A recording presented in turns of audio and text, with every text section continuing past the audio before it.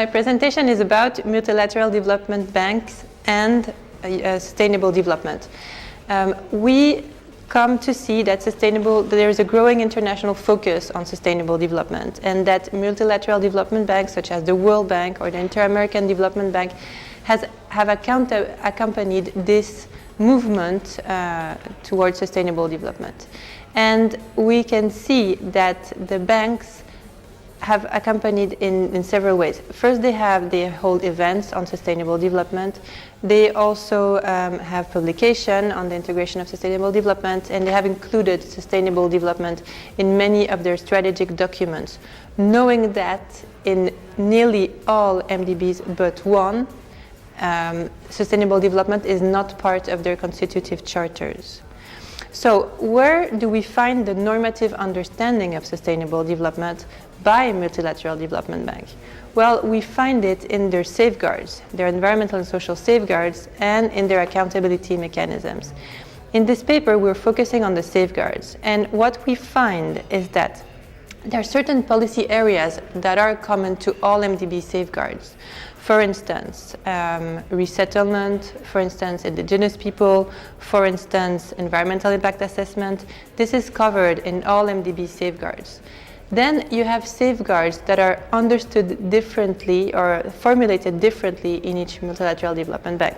For instance, on climate change, some banks are much stricter than others, but they all say something on climate change.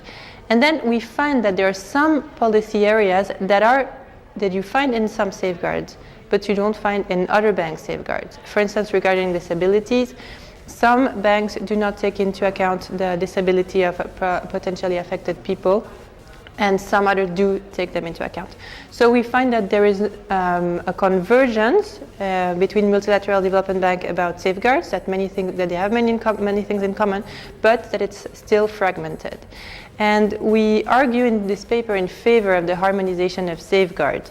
And we acknowledge that there are many critics and many problems in the harmonization of safeguards.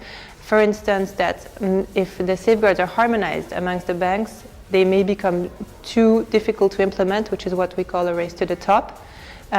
Or others say that if safeguards are implemented and harmonized, and it means that it waters down the bank safeguards, then it would be, on the contrary, a race to the bottom. And others would say that it may be too much of a one-size-fits-all solution. But we argue in favor of the harmonization of safeguards for different reasons. First, because we think that it's, in many cases, if the harmonization is founded on international law, it would simply implement and comply with international law. Then we also think that the harmonization of safeguards that based on soft law would contribute to harden soft law. And we also think that it would create some sort of common law of sustainable development, which could spread to borrowing countries when they are faced with internal issues such as creating a dam, etc. They could find in the safeguard some sort of roadmap as to how to do their investments. And finally, we also think that it would reduce costs for borrowers, because if borrowers have to comply with different safeguards from different banks, especially at time of co-financing, this is very heavy and is very costly. So we think that it would increase the impact of investments. So this is why we are in favor of harmonization of safeguards for the constitution of a harmonized law of sustainable development.